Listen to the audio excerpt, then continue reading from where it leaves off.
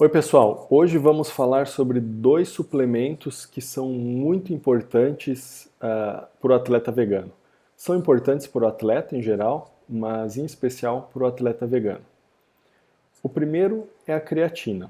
Tá? A creatina ela é depositada num estoque dentro das células do músculo como creatina fosfato. Então é uma forma da gente ter um estoque de ATP renovável de forma rápida no músculo. E por isso ela é importante para aquelas situações em que a gente precisa da energia do ATP de forma imediata, ou seja, exercícios de altíssima intensidade e curta duração. As fontes de creatina são basicamente carnes, né? E na verdade a creatina que a gente tem no corpo, cerca de metade é sintetizada pelo organismo e a outra metade vem da dieta. Como o vegano não come carnes, ele acaba tendo, via de regra, um estoque muscular de creatina bastante diminuído em relação aos onívoros. Por isso é recomendada a suplementação de creatina, que via de regra se faz nessa dose de 5 gramas dia. Mas tem alguns detalhes aqui que vale a pena comentar. Um é a absorção. Tá? Essa creatina vai ser melhor absorvida se ingerida de forma concomitante com carboidratos, principalmente. Então, pode ser usada junto com suco de laranja, por exemplo. Vai melhorar a absorção muscular dessa creatina e os estoques vão estar repletos mais rapidamente após o início da suplementação. A outra questão é que, como é um suplemento que a gente usa e que precisa ter uma quantidade depositada no músculo para ter efeito, vai demorar um pouco para a gente fazer essa saturação. Tá? Então demora algumas semanas para, com essa suplementação diária, a gente saturar o músculo de creatina. Uma forma de acelerar isso seria na primeira semana a gente aumentar essa dose para que a saturação aconteça mais rápida e os efeitos totais da suplementação sejam notados mais precocemente. Então o que a gente pode fazer é quadriplicar a dose. Em vez de usar 5 gramas uma vez ao dia, usa 5 gramas 4 vezes ao dia nos primeiros 7 dias. E outra coisa interessante de notar é que esse número mágico aí de 5 gramas ao dia, ele é uma média, né? Vai depender de pessoa para pessoa. Um atleta muito grande, com bastante massa muscular, talvez precise um pouquinho mais de creatina para que tenha sempre os seus estoques repletos com esse nutriente. Então, doses maiores podem ser usadas, até por exemplo 10 gramas ao dia, sem nenhum efeito colateral relatado com essas doses. O outro suplemento que é muito importante para o atleta vegano é a betalanina. A betalanina ela é um dos dois aminoácidos utilizados para a síntese de carnosina.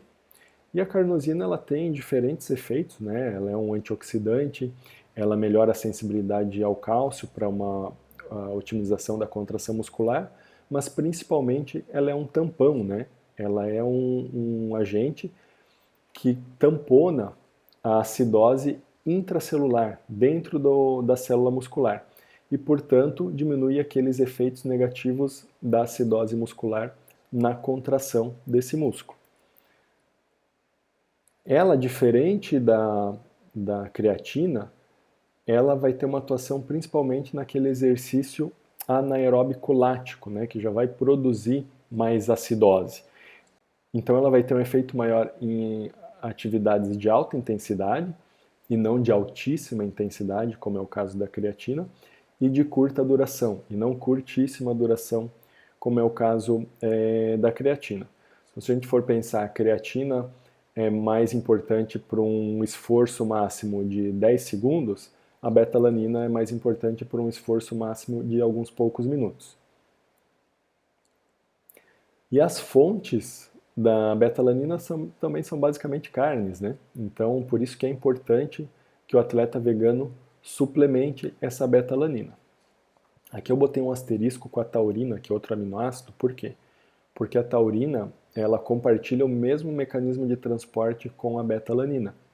Então, teoricamente, suplementar betalanina pode causar uma deficiência, né? Pode levar a uma deficiência de taurina. Isso é um modelo hipotético que não foi demonstrado clinicamente em atletas, porém, quando a gente fala de atleta vegano, talvez seja algo mais importante a se considerar, porque a taurina também tem como fonte os alimentos de origem animal. Então pode ser que no atleta vegano a suplementação de beta-alanina cause um efeito prático de diminuição de taurina. E aí fica a questão se nesse atleta seria necessário a suplementação. Então a gente não tem essa resposta ainda pela ciência, mas hipoteticamente pode ser um risco sensivelmente mais elevado no atleta vegano em relação ao atleta onívoro, essa diminuição dos níveis de taurina. Então, dois suplementos extremamente importantes para atletas veganos, creatina e beta-alanina. Nas próximas aulas veremos mais informações de cunho prático para a conduta do atleta vegano. Até lá! Hoje nós vamos aprender como estimar o gasto energético do atleta vegano. E aqui é importante notar que a palavra é estimar. Existem métodos mais fidedignos do que o que eu vou mostrar, mas esse método que eu vou apresentar hoje é uma forma simples e que está acessível a todos e que, apesar de poder conter algum grau de erro no resultado, pode ser usado como um parâmetro bem interessante para esse cálculo. O primeiro passo é entrar nesse site, globalrph.com. Então aqui na barra de busca a gente vai colocar o nome da equação, que já está aqui, Harris-Benedict. Vamos dar um buscar. E o resultado que aparece, que está. A gente vai pegar esse daqui, ó, que é a equação atualizada, tá? Para calcular a taxa metabólica basal, gasto energético basal. Vocês vão ver que não só isso, mas ele também vai fazer uma estimativa do gasto de acordo com a atividade física, né? Com o nível de atividade física que essa pessoa desempenha. Então aqui tem no background uma explicação aqui sobre a fórmula. E aqui são os dados que a gente vai colocar. Então a gente vai colocar um atleta aqui, vamos pensar no Neymar aqui. 31 anos, altura, vamos mudar aqui para centímetros. Se eu não me engano, ele é 1,75. E o peso, 69 quilos. Tá? E aqui a gente vai selecionar se essa pessoa da qual a gente está calculando é sedentário, tem atividade leve, atividade física moderada, intensa ou extrema. Existe uma explicação aqui do que é cada um desses níveis de atividade. Para atleta aqui a gente coloca uma atividade extrema, né? Via de regra, dependendo do esporte isso pode variar, né? Então a gente seleciona ali a atividade extrema, calcular. E pronto, aqui a gente já tem o nosso resultado. Então, o gasto energético basal, 1.677 quilocalorias dia, e de acordo com a atividade, né, uma estimativa de gasto total energético durante o dia, pela atividade extrema que a gente selecionou, são um pouco mais de 3.000 calorias dia. E aí a gente pode, a partir disso, programar melhor a dieta desse atleta.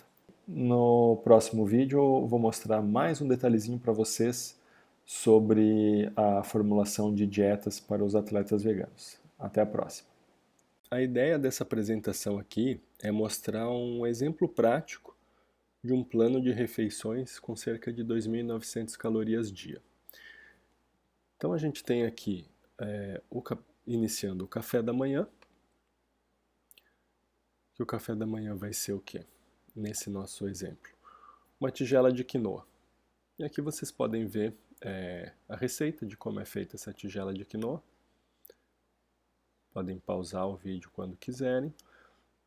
E os dados ali das informações nutricionais em termos de macronutrientes, né? Carboidratos, proteínas e gorduras, além das quilocalorias também. Depois vem um lanche na manhã. Tá? No exemplo aqui pode ser ou manteiga de amendoim e fruta, coisa simples de fazer. Tá? Também temos aqui o exemplo especificando quanto há de carboidrato, proteína e gordura, além das calorias nessa refeição. E uma opção que seria o shake de proteína. tá? A gente vai ver que vários lanches o shake de proteína é uma opção para o caso de o atleta precisar de uma quantidade maior de proteína. Então aqui o exemplo do shake de proteína vegano. Podem ver que tem muito mais proteína no shake do que no lanche, especificamente. Terceiro ponto aqui, um exemplo de almoço, tá? Aqui no caso é baseado em batata doce, legumes e tofu. E também a quantidade de, de macronutrientes e quilocalorias nessa refeição. Um primeiro lanche da tarde, aqui no exemplo legumes e hummus, tá? Também novamente com a especificação dos macronutrientes e calorias. Um segundo lanche da tarde, poderia ser o lanche pós-treino, tá? Aqui no exemplo nozes e sementes, também com a quantidade especificada de macronutrientes, quantidade aproximada, né? No jantar, a tigela de feijão preto, tá? Vocês podem ver que tem algumas outras coisas junto, como o abacate, por exemplo, que é importante para a gente ter uma quantidade adequada de gordura também, gordura saudável. E uma ceia, né, um último lanche da noite, que tem aqui novamente a opção de fruta, ou, no caso da necessidade de uma quantidade maior de proteína, o shake de proteína nesse momento. O total desse exemplo de cardápio aqui são 2.971 calorias nesse dia, sendo 336 gramas de carboidrato aproximadamente, e um pouco mais de 120 gramas de proteína e um pouco mais de 125 gramas de gordura. Tá? Na opção do shake, né, usando o shake como opção nos lanches, a gente tem uma quantidade maior de proteína, cerca de 160, em comparação com 121 gramas no caso de não utilizar o shake de proteína. E a quantidade de carboidratos continua sendo sempre adequada e a quantidade de gorduras praticamente sem modificação, um pouquinho diferente apenas, tá? Esse é um exemplo de cardápio. Tem atletas que vão funcionar bem com um nutricionista, um nutrólogo, outro profissional de saúde indicando, né, os cardápios do dia todo. Tem alguns que funcionam bem até com questão de peso de alimentos. Já para outros atletas, às vezes o mais interessante, dependendo do perfil do atleta, é fazer um extenso diário alimentar, de pelo menos uma semana, para observar o que está adequado e o que não está, e fazer uma orientação em termos de qualidade de alimentos em cima disso, né? Orientar o atleta quais nutrientes que estão faltando e quais as fontes de alimentos nas quais ele pode buscar esses nutrientes para adequar a dieta e depois de um tempo repetir esse diário aí que o atleta faz para ver se houve uma adequação, tá? Vocês podem ver que é bastante trabalhoso, né? Montar uma dieta, é bastante trabalhoso para o atleta seguir uma dieta vegana. Às vezes é necessário fazer diferentes lanches durante o dia com diferentes fontes de nutrientes. Aqui sempre a preocupação principal, como a gente comentou durante o curso, é adquirir todos os aminoácidos essenciais em quantidades adequadas. Então, para isso a gente tem que cuidar não só com a quantidade de proteína diária, mas também com a fonte, né? Pegar essa proteína de diferentes fontes para ter assim adequação desse pool de aminoácidos essenciais. E óbvio, os micronutrientes que a gente já falou também, a gente tem que cuidar disso quando pensa em montar a dieta do atleta. E em alguns casos, como a gente viu durante o curso, é necessário uma suplementação também desses micronutrientes. E lembrando que cada caso é um caso, a forma de lidar com esses planos alimentares vai ser diferente de atleta para atleta, alguns funcionando melhor com planos mais objetivos, às vezes até com peso de alimentos, e outros com orientações mais subjetivas em termos de qualidade de alimento. O importante notar é que sempre tem que ser reavaliado se essa orientação, essas orientações todas foram adequadas para que o atleta atinja as necessidades básicas nutricionais dele. Então sempre reavaliar com novos diários alimentares ou de alguma outra forma, certo? Até a próxima então, pessoal. Um abraço.